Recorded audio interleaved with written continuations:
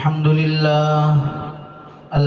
لله نحمده ونستعينه ونستغفره ونؤمن به ونتوكل عليه ونعوذ بالله من شرور أنفسنا ومن سيئات أعمالنا من يهده الله فلا مضل له ومن يضلله فلا هادي له ونشهد أن لا إله إلا الله وحده لا شريك له ونشهد أن سيدنا ومولانا محمدا عبده ورسوله صلى الله تعالى عليه وعلى آله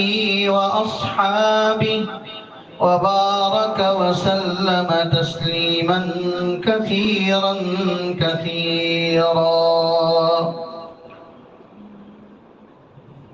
أما بعد فقد قال رسول الله صلى الله تعالى عليه وسلم إن من أشر الناس عند الله منزلة يوم القيامة الرجل يفضي إلى امرأته وتفضي إليه ثم ينشر سرها أو كما قال عليه الصلاة والسلام.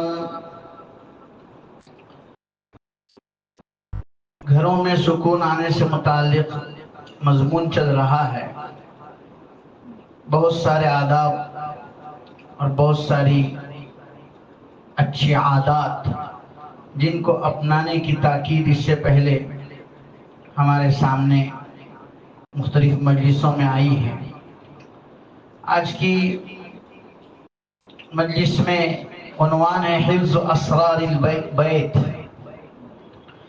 گھروں کے رازوں کو چھپانا، گھروں کے رازوں کی حفاظت کرنا. اس میں 3 چیزیں انہوں نے ذکر فرمائی ہیں.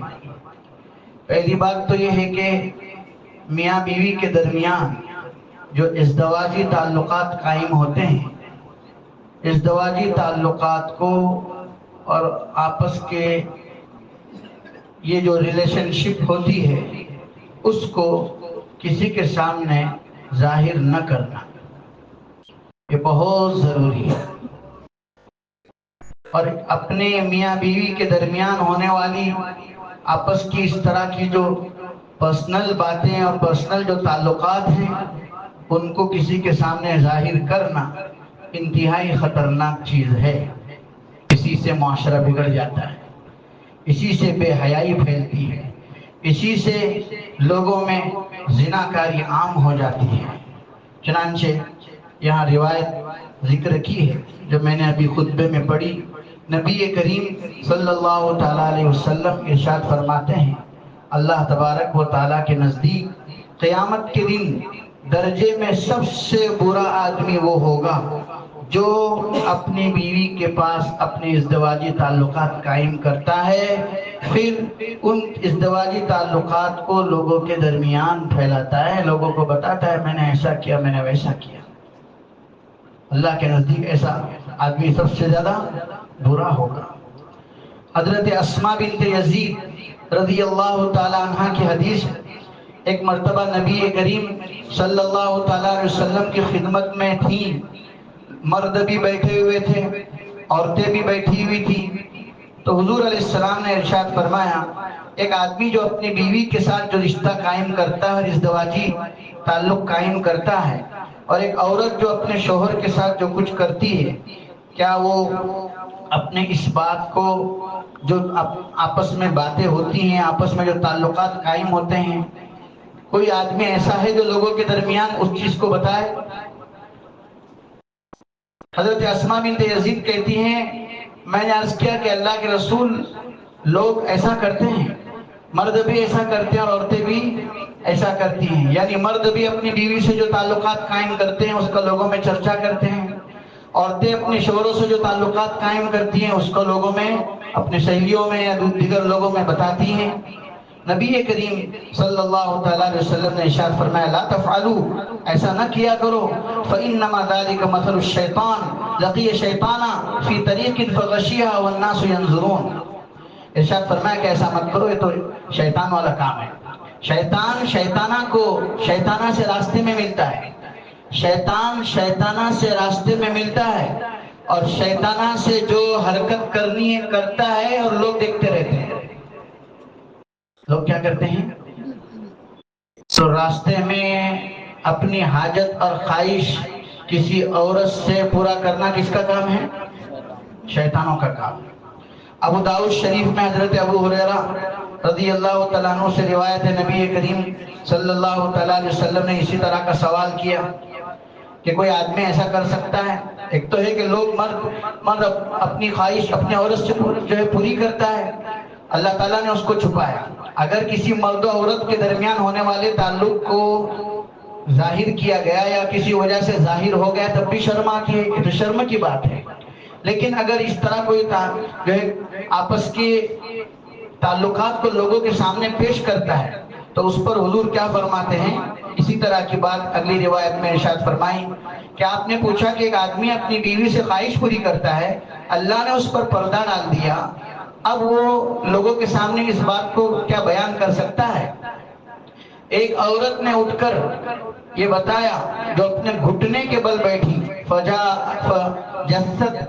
فتاتن علی احدی رکبتیہا، ایک عورت اپنے گھٹنے کے بل بیٹھی اور اس نے اٹھ کر اپنی گردن لمبی کر کے حضور سے عرض کیا کہ اللہ کے رسول، کچھ مرد ایسا کرتے ہیں اور کچھ عورتیں بھی ایسا کرتی ہیں، یعنی اپنے ہونے والی ریلیشن شپ کا تذکرہ اپنے دوستوں اور باہر لوگوں کے بیچ کیا کرتے ہیں۔ نبی کریم صلی اللہ تعالیٰ علیہ وسلم نے فرمایا هل تدرون ما مثل ذلك، جانتے ہو یہ جو اس طرح کی حرکت کرتے ہوئے کتنی خطرناک ہے؟ یہ تو شیطان والی حرکت ہے کہ شیطان راستے میں شیطانہ سے ملتا ہے، اس سے اپنی حاجت پوری کرتا ہے اور لوگ اس کو دیکھتے رہتے ہیں۔ اس سے ایک بات تو یہ معلوم ہوئی کہ اپنے بیچ کے راز کو باہر پھیلانا یہ سخت خطرناک چیز ہے، یہ اچھی عادت نہیں ہے، شیطانوں والا کام ہے۔ اور پھر یہ کہ جو آدمی اپنے اندرونی چیز کو، جس کو اللہ تعالیٰ نے اس کو اس طرح موقع دیا کہ وہ چہار دیواری کے اندر چھپ کر اپنی بیوی سے اپنی حاجت کو پوری کر رہا ہے، جب وہ لوگوں کے سامنے اپنی اس طرح کی بات کو بتاتا ہے تو گویا وہ اپنے آپ کو خود راستے پر لا رہا ہے، وہ خطرناک چیز ہے۔ اور تیسری بات یہ ہے کہ جو لوگ اس طرح راستے پر حرکتیں کر رہے ہیں، حدیث سے معلوم ہوا کہ وہ سب کون سی فہرست میں شامل ہیں؟ شیطانوں کی فہرست میں شامل ہے۔ آج تو فیشن بن گیا ہے۔ فیشن کیا بن گیا ہے؟ کوئی عورت کسی اپنی شوہر کے ساتھ بائک پہ بیٹھتی ہے نا تو پہلے سیدھا بیٹھتے تھے، یعنی شرافت کے ساتھ بیٹھتے تھے، اب فیشن کیا ہو گیا ہے؟ اپنا ایک ہاتھ میاں کے ران پر رکھتے ہیں۔ پہلے تو ایسی جو صرف دینداری سے دور لوگ تھے وہی کیا کرتے تھے، اب تو عام ہو گیا ہے۔ اچھے لوگ، ہم جیسے لوگ بھی کیا کر رہے ہیں؟ اس طرح کی حرکت کر رہے ہیں کہ وہ ایک ہاتھ بیٹھ رہے تو کہاں رکھ رہے ہیں؟ میاں کی ران پر۔ بھئی یہ ہاتھ آپ کا ران پر رکھنے کا کیا مطلب ہوا؟ بائک پر اب سہارے کے لیے اگر پکڑ رہے تو سہارے کے لیے پکڑنے کے لیے تو اور بھی چیز ہیں، یہ سمجھے آپ؟ تو یہ اس طرح کی چیزوں کو اپنے میاں بیوی کے جو آپس کی جو بیچ کی تعلقات اور جو رشتہ ہوتا ہے اس اندرونی باتوں کو لوگوں کے سامنے ظاہر نہیں کیا جاتا۔ جب یہ برا ہے تو پھر آگے کی چیزیں تو اور بھی زیادہ بری ہیں۔ تو یہ سب شیطانوں کی حرکتیں ہیں، اس سے ہمیں اپنے آپ کو بچانا چاہیے۔ جو آدمی اپنے آپ کو بچائے گا وہ اپنے آپ کو پاک دامن کرے گا، اور جو اس طرح کی حرکتوں میں ملوث ہوگا وہ اپنے آپ کو شیطانوں کی فہرست میں شامل کرے گا۔ اللہ ہم سب کی حفاظت فرمائے۔ دوسری بات جو گھروں کو بگاڑتی ہے وہ یہ ہے کہ میاں بیوی کے درمیان جو گھریلو جھگڑے ہوتے ہیں ان جھگڑوں کو میاں بیوی لوگوں کے سامنے اور بیچ میں نہ لائیں۔ عام طور پر عادت یہ ہوتی ہے جہاں جھگڑا ہو گیا، اب میاں گئے باہر گھر سے، ان کے کوئی دوست ہوں گے آفس میں، ان کے کوئی دوست ہوں گے باہر ملنے جلنے والے، راستے پر اور چوراہے پر بیٹھنے والے، بس اس سے شیئر کر دیا، آج میری بیوی نے تو میرے سے جھگڑا کر ڈالی، آج تو ایسا ہی ہو گیا ویسا ہی ہو گیا۔ بھئی یہ لوگوں کو بتا کے ہمارا کیا فائدہ ہونے والا ہے؟ عام طور پر لوگوں کی ذہنیت جو ہوتی ہے وہ منفی ہوتی ہے. کیسی ہوتی ہے؟ بولیے. منفی ذہنیت ہوتی ہے، نیگیٹو سوچ والے لوگ ہوتے ہیں. جب ہم اس طرح کی چیزیں شیئر کرتے ہیں تو جو مشورہ دیں گے وہ پازیٹیو نہیں ہوگا، نیگیٹو ہوگا. کیسا ہوگا؟ جب نیگیٹو مشورہ آئے گا، انسان ہے اس مشورے کو قبول کرتا ہے، تو سمجھتا ہے سامنے والا میرے کو خیر خواہی میں مشورہ دے رہا ہے. اب وہ خیر خواہی سمجھ کے مشورہ لے رہا ہے، لیکن وہ جو ہے اس طریقے سے اپنے گھر کو کیا کرتا ہے؟ برباد کر دیتا ہے. اس لیے ہر آدمی سے مشورے اس طرح کے لیے نہیں جاتے ہیں. مشورے کے لیے بھی اس لائن کے جو ماہرین ہوتے ہیں ان سے مشورہ لیا جاتا ہے. ایک آدمی کو کوئی بیماری ہے، کوئی تکلیف ہے، کسی راستے پر چلنے والے آدمی سے مشورہ کرے گا، میرے کو بہت پرابلم چل رہی ہے، میں کیا کروں؟ ظاہر سی بات ہے اگر اس کی تکلیف بہت زیادہ ہے تو اس لائن کا جو ماہر کوئی طبیب ہوگا، کوئی ڈاکٹر ہوگا، کوئی حکیم ہوگا، اس کے پاس جائے گا اور اس سے کیا کرے گا؟ مشورہ کرے گا. اس کی بجائے کسی اور جانکار سے اگر مشورہ کر دیا گیا تو لا محالہ یہی کہا جائے گا کہ یہ تو بیوقوفی والا کام ہو گیا. ایسی اگر میاں بیوی کے درمیان کوئی معاملے میں خرابی پیدا ہوتی ہے تو اس کا مشورہ اس لائن کے جو جانکار، تجربہ کار، ماہرین ہوتے ہیں ان کے پاس کیا جائے گا، نہ کہ ہر ایرے گیرے نتو خیرے کو اس طرح کی بات بتائی جائے گی. اس سے تو ہمارے گھر برباد ہو جائیں گے. اس لیے بہت ضروری ہے کہ میاں بیوی کے درمیان جب کبھی اختلاف ہو جائے تو آپس کے اختلاف کو ہر ایک کے پاس پیش نہ کریں. ہم لوگوں کا مردوں کا بھی یہ معاملہ ہے، عورتوں کا بھی یہ معاملہ ہے. عورتیں جاب کرتی ہیں عام طور پر اسکولوں میں، کالجوں میں پڑھاتی ہیں، تو اب وہ گھر میں جو کچھ ہوا وہ سارا اسکول میں جو ان کے ساتھ بیٹھنے والی، پڑھانے والیاں جو ہوتی ہیں ان کے پاس سب کچھ شیئر کر دیتی ہیں. ظاہر سی بات ہے ہر آنے والی، پڑھانے والی عورت کوئی اچھی سوچ رکھتی ہو یہ کوئی ضروری نہیں ہے، اور ہر پڑھانے والی عورت کوئی جو ہے دین کا مزاج رکھتی ہو یہ کوئی ضروری نہیں ہے. اب ہم تو دوستانہ انداز میں ان سے بتاتے ہیں، وہ اس پر ہم کو مشورے دیتے ہیں، ہم سارے مشوروں کو ایکسپٹ اور قبول کر کے اپنے گھر میں اسی کے مطابق چلنا شروع کر دیتے ہیں. بہت سے مشورے وہ ہوتے ہیں جو اپنے گھر میں وہ آزمائے ہوتے ہیں وہ دیتے ہیں. ہر گھر کا ایک ہی مشورہ نہیں ہو سکتا. ہر گھر کی حالت، ہر گھر کی کنڈیشن، ہر گھر کے لوگوں کا مزاج، ہر گھر کے لوگوں کا جو ہے نیچر الگ الگ ہوگا. جیسا ان کا نیچر اور ان کا مزاج ہوگا اس کے مطابق کچھ چیزیں اپنائی جائے گی. ایک گھر میں جو چیز فیصلے کے تحت کی جا رہی ہے، ایک عورت بول رہی ہے کہ میں نے میرے گھر میں ایسا ہی کی، تو اب اس نے جو کچھ کی ہے اس کے ذریعے سے اگر اس کے گھر کا نظام صحیح ہو بھی گیا تو ہر گھر میں اس تجربے کو اپنا کر گھر صحیح درست ہو یہ کوئی ضروری نہیں ہے. ہو سکتا ہے کہ اس کا وہ تجربہ دوسرے گھر میں غلط ثابت ہو. کیا ایک ڈاکٹر کا تجربہ ایک جو ہے مریض پر، ایک پیشنٹ پر صحیح ثابت ہوتا ہے تو دوسرے پیشنٹ پر وہی تجربہ غلط ثابت نہیں ہوتا ہے. ایک وکیل کا تجربہ ایک کیس کے اندر اگر صحیح ثابت ہوتا ہے تو دوسرے کیس میں غلط ثابت نہیں ہوتا ہے. اگر یہ ہو سکتا ہے تو یہاں پر بھی ہو سکتا ہے. اس لیے ہر ایک سے اپنے رازوں کو بتانا یہ کوئی عقل مندی نہیں ہے، اس سے بہت احتیاط کرنے کی ضرورت ہے. اور تیسری چیز جو یہاں ذکر کی ہے وہ یہ ہے کہ گھر میں جو افراد ہیں ان افراد کے بارے میں، ایک تو میاں بیوی کا آپس کے جھگڑوں کا دوسروں کے سامنے ظاہر نہ کرنا، ابھی جو بات کو پر آئی تھی. اور تیسری بات یہ ہے کہ گھر کے افراد میں سے کوئی بھی فرد جو ہے یہ بھی اپنے گھر کے برائیوں کو لوگوں کے سامنے بیان نہ کرے. جیسے عام طور پر ایسا ہوتا ہے ماں باپ کے جھگڑے ہوتے ہیں یا ماں باپ کی طرف سے بچوں پر کچھ سختیاں ہوتی ہیں، وہ سختیاں حقیقت میں ان کی تربیت کے لیے ہوتی ہیں، لیکن بچے اور گھر کے جو چھوٹے ہوتے ہیں وہ اس چیز کو باہر شیئر کرتے ہیں کہ ہمارے ابا ایسا بولتے ہیں، ہمارے اماں ایسا بولتے ہیں، ہماری دادی ایسا بولتی ہے، یہ بولتے ہیں. تو جب بچے ہمارے دوستوں کے پاس اس طرح کی چیزیں شیئر کرتے ہیں تو وہ بھی نیگیٹو سوچ رکھتے ہیں اپنے والدین کے بارے میں، یہ بھی نیگیٹو سوچ رکھتے ہیں. جب نیگیٹو سوچیں مل جاتی ہے تو نافرمانیاں، بولیے، نافرمانیاں بڑھ جاتی ہیں، لا محالہ بڑھے گی یہ نافرمانیاں.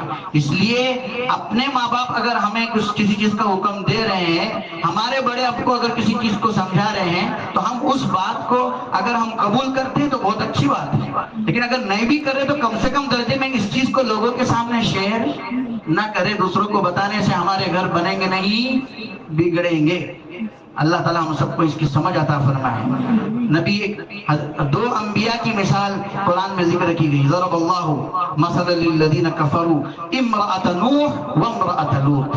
حضرت نوح علیہ السلام کی بیوی اور حضرت لوط علیہ السلام کی بیوی، یہ دونوں بیویاں اپنے گھر کے راز اور اپنے گھر کی باتیں باہر لوگوں کو جا کر کیا کرتی تھی؟ بتایا کرتی. فخانتاہما فلم یغنیا عنہما من اللہ شیئا. انہوں نے خیانتیں کی اور اپنے گھر کے راز لوگوں کو بتائے، لیکن کیا ہوا؟ اللہ تعالیٰ کی طرف سے آنے والی پکڑ سے وہ جو ہے بچ نہ سکی. اس لیے اللہ کی طرف سے جب پکڑ آتی ہے تو بہت معاملہ بگڑ جاتا ہے. اپنے گھر کے رازوں کو لوگوں کے سامنے بتانا اور اس کو پھیلانا، یہ خود اپنے گھر کو ڈھانا ہے. یہ تو ایسا ہی ہو گیا جیسے آدمی کوئی کلاڑی لے اور کدال لے لے اور خود اپنے ہی گھر کو توڑنا کیا کر دے، شروع کر دے.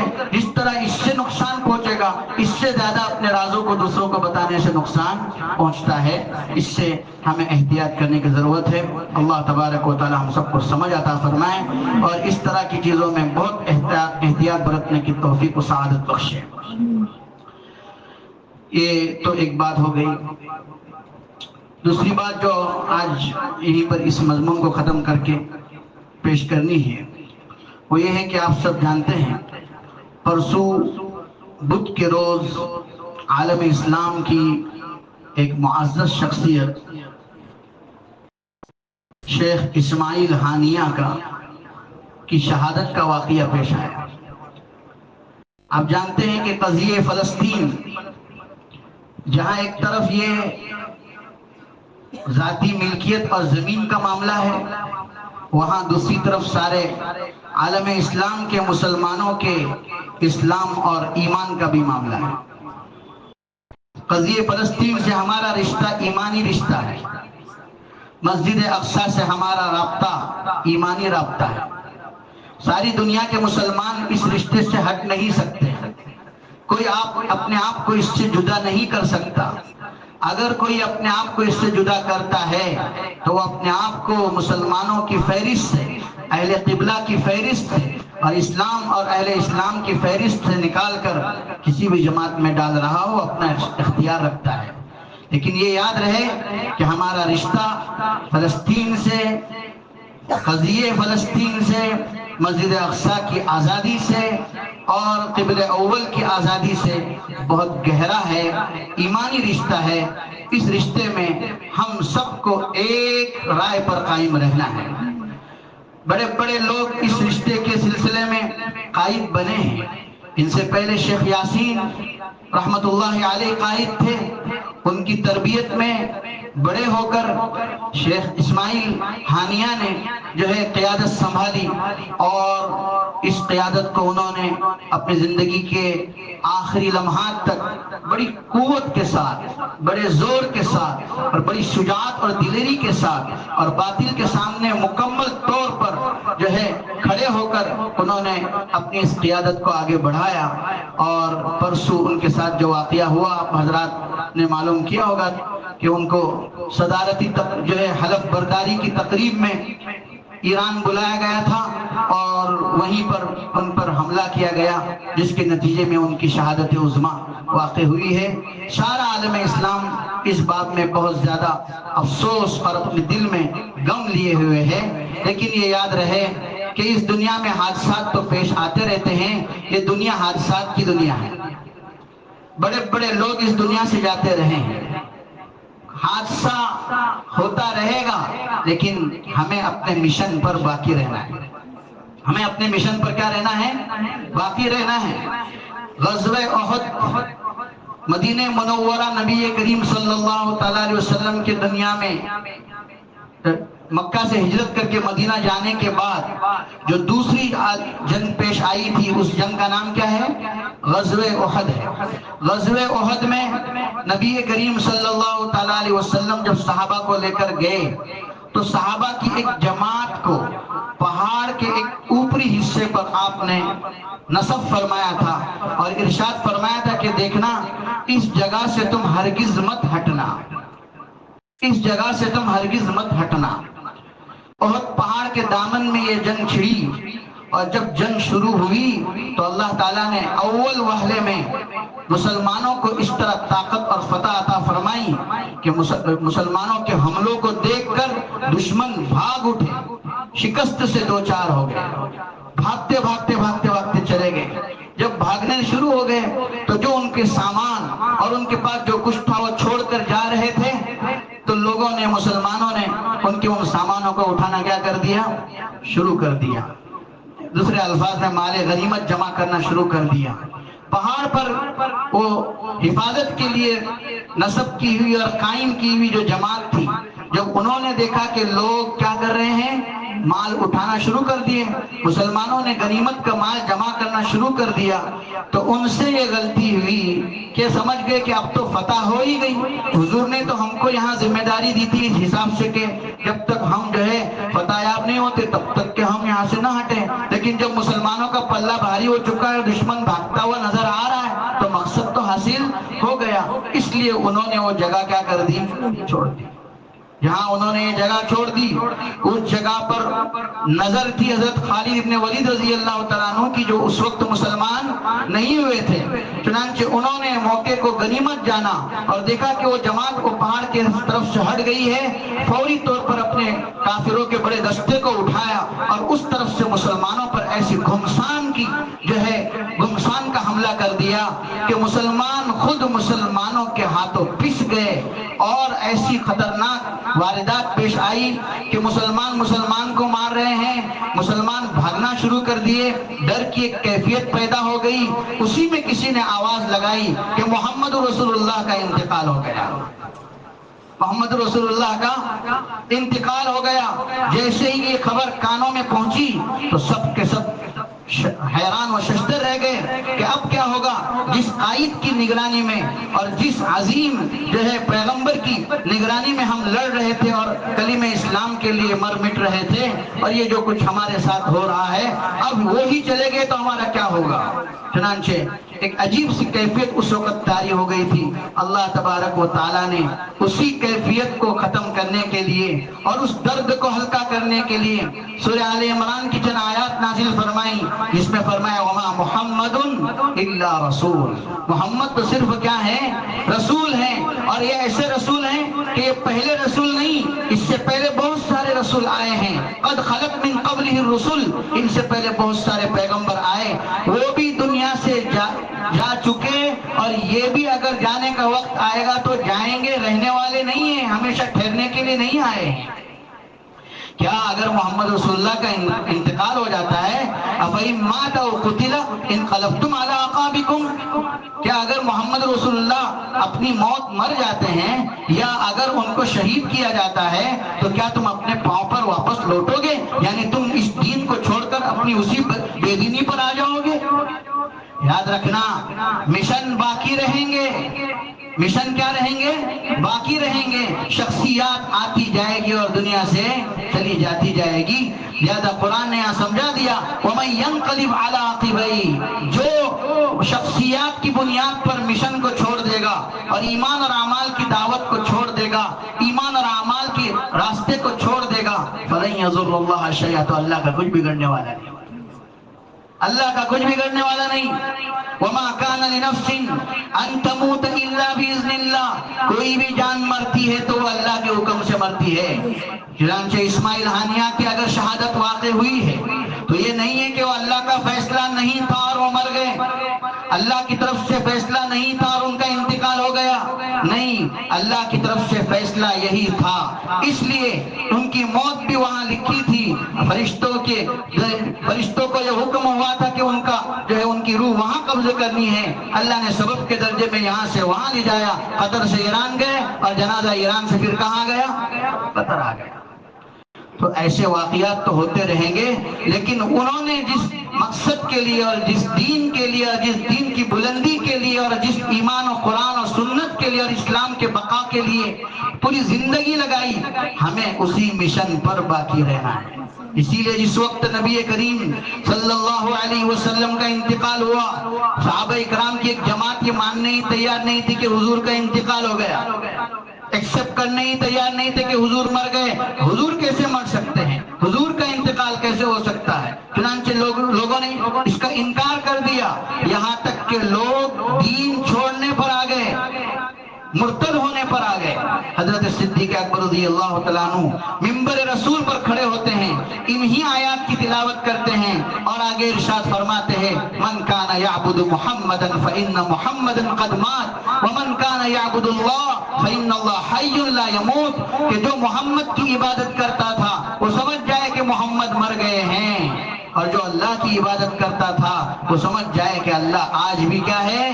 زندہ ہے۔ لہذا یہ سبق ہے ہم سب کے لیے کہ اللہ تعالیٰ ان کی رحمت، ان کی جو ہے قبروں کو نور سے بھر دے، ان پر بے پناہ رحمتوں کا نزول فرمائے۔ پوری زندگی انہوں نے مسجد اقصیٰ کی آزادی کے لیے اپنی کھپائی اور پوری طریقے سے انہوں نے ایک جماعت پر محنت کی، اور وہ جماعت آج پوری دنیا کے باطل کو اپنے سامنے گھٹنے ٹیکنے پر مجبور کیے ہوئے ہے۔ ایسی مقدس جماعت کے وہ لیڈر تھے، ان کے جو مشن تھے اور ان کی جو محنتیں تھیں، انہی محنتوں اور مشن پر ہمیں اپنے آپ کو اور اپنے اولادوں کو ڈالنا ہے۔ انہیں یہ بتانا ہے کہ مسجد اقصیٰ ہمارا ایمانی فریضہ ہے، ہمارا ایمان کا حصہ ہے، اس کے لیے ہمیں مر مٹنا ہے۔ ایک مسجد نہیں، دنیا کی ساری مسجدوں کے لیے ہمیں مٹنا ہے۔ اللہ کے نام کے لیے ہمیں، اللہ کے نام کی سربلندی کے لیے ہمیں اپنی زندگیوں کو قربان کرنا ہے، اس لیے کہ انسان مسلمانوں نے، ایمان والوں نے اپنی جانوں اور اپنی مالوں کا سودا جنت کے بدلے خدا کے ہاتھ میں کر دیا ہے۔ ان اللہ اشترى من المؤمنین انفسهم واموالهم بان لهم الجنہ، جنت یہاں ملے گی، سودا کر لو۔ سودا کیا ہے؟ اپنے مال بھی لگاؤ اور اپنی جانیں بھی لگاؤ۔ تو ہماری جانیں اللہ کے دین کے بقا کے لیے لگتی رہے گی، اور جب تک جئیں گے اسلام پر جئیں گے، اور جب مرنے کا وقت آئے گا ایمان پر، اللہ تعالیٰ ہم سب کو موت عطا فرمائے۔ لہذا مسجد اقصیٰ کے لیے اور غزہ کے مسلمانوں کے لیے خصوصیت کے ساتھ ہم دعائیں بھی کرتے رہے کہ ایک قضیہ اٹھا ہوا ہے، بہت خطرناک طریقے سے ان کو شہادت، ان کی جو ہے شہادتیں واقع ہو رہی ہے، ان کے مرد بھی جا رہے ہیں، ان کی عورتیں بھی جا رہی ہیں، ان کے بوڑھے بھی جا رہے ہیں، ان کو جو ہے ہسپتالوں میں بھی مارا جا رہا ہے، ان کو راستوں پر بھی مارا جا رہا ہے، عمارتوں میں بھی مارا جا رہا ہے، مختلف جو ہے موقعوں سے مارا جا رہا ہے، لیکن یہ سب کے باوجود اللہ آج بھی زندہ ہے۔ کوئی چیز اللہ سے مخفی نہیں ہے، اللہ تعالیٰ ہر چیز دیکھ رہا ہے، اور ایک ہراساں کرنے کے لیے، ہمتوں کو پست کرنے کے لیے اس طرح کی چالیں اپنائی جاتی ہے کہ ان کا یہ باطل کا یہ مشن تھا کہ ان کے سربراہ کو مار دیا جائے۔ جب سربراہ مر جائیں گے تو پھر ان کے ذہنوں پر سے جو ہے ایک ذہنوں پر جمود طاری ہو جائے گا، ان کے ذہنوں پر ایک طرح کی ایسی کیفیت طاری ہو جائے گی کہ اب تو سوچیں گے کہ اس جو ہے تحریک حماس سے اپنے آپ کو دور کر دیا جائے۔ اس طرح کی انہوں نے ایک کوشش کی ہے، لیکن یہ یاد رہے کہ یہ محمد رسول اللہ کے جو ہے جانثار اور جو ہے محمد رسول اللہ کے دین پر مر مٹنے والے لوگوں کی جماعت ہے۔ وہ اس طرح جو ہے ہمارے لوگوں کو ہراساں نہیں کر سکتے۔ شخصیات جائے گی لیکن مشن اپنی جگہ باقی رہیں گے۔ اللہ تعالی ہمیں ان باتوں کو سمجھنے کی توفیق و سعادت عطا فرمائے۔ وآخر دعوانا ان الحمد للہ رب العالمین۔